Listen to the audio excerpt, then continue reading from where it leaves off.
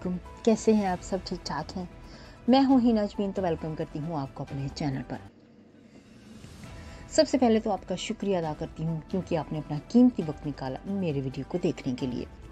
और दूसरी बात, आपसे रिक्वेस्ट करती हूं कि अगर आपने मेरे चैनल को अभी तक सब्सक्राइब नहीं किया तो कर लीजिए और नोटिफिकेशन का बटन ऑन कर लीजिए। अरशद शरीफ कत्ल केस में वक़ार और खुर्रम तहकीकात में मदद से पीछे हट गए हैं। सीनियर सहाफ़ी और एंकर पर्सन अरशद शरीफ कत्ल केस में वक़ार और खुर्रम तहकीकात में मदद से पीछे हट गए।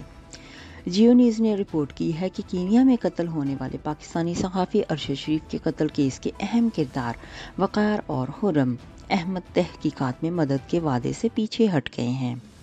पाकिस्तानी तफ्तीशकारों ने बाज़ाब्ता ख़त लिखकर दोनों भाइयों को तौबन का कहा था, जिसकी हामी भरने के लिए बावजूद दोनों की तरफ से नैरोबी में रिवर साइड रेजिडेंट्स की CCTV फ्राहम नहीं की गई। रिपोर्ट में बताया गया है कि तफ्तीशकारों की जानिब से अरशद शरीफ का मोबाइल और iPad भी मांगा, लेकिन दोनों भाइयों ने वो भी ताहाल फ्राहम नहीं किया। इन चीज़ों की तो सही पूछे तो कुछ समझ में नहीं आ रहा है। एक तरफ कुछ और बताया जाता है लेकिन दूसरी तरफ कुछ और बताया जाता है। ये तो जब अच्छी तरह से इनकी तफ्तीश होगी इन चीज़ों की सारी, तो फिर ही पता चलेगा ना कि हो क्या रहा है।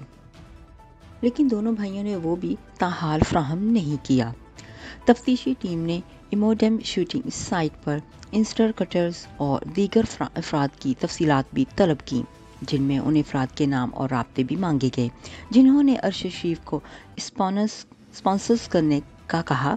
लेकिन इस हवाले से भी पाकिस्तानी तहकीकाती टीम के साथ तावन नहीं किया गया, जबकि पाकिस्तान की तहकीकाती टीम नैरोबी और दुबई में तफ्तीश मुकम्मल करने के बाद वतन वापस पहुंच चुकी है। दूसरी जानिब अरशद शरीफ कत्ल केस में शामिल तफ्तीश वक़ार ने तहफ़्फ़ुज़ के लिए कैनेडियन हाई कमीशन से रब्ता कर लिया। वक़ार ने अपने सलामती से मुताल्लिक़ ख़दशात के बाद कैनेडियन हाई कमीशन से रब्ता किया।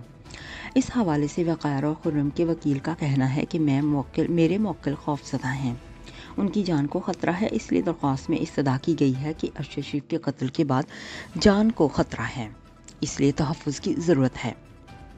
जिसके जवाब में कैनेडियन सफारती हुक्काम को कहना है कि ज़ाती हैसियत में तहफ़्फ़ुज़ फराहम नहीं कर सकते। ताहम वक़ार कनाडा के तमाम शहरियों को हासिल सहूलतों के हकदार हैं। मालूम हुआ कि वक़ार अहमद ने यह दरख्वास्त इसलिए दी क्योंकि उसके पास कनाडा की शहरियत है। वक़ार अहमद की एक और भाई भी कनाडा का शहरी है जो भी वहीं रहता है। नेक्स्ट वीडियो तक के लिए मुझे अभी इजाज़त दीजिएगा। अपना बहुत सा ख्याल रखिएगा, हमेशा खुश रहिएगा। Bye bye.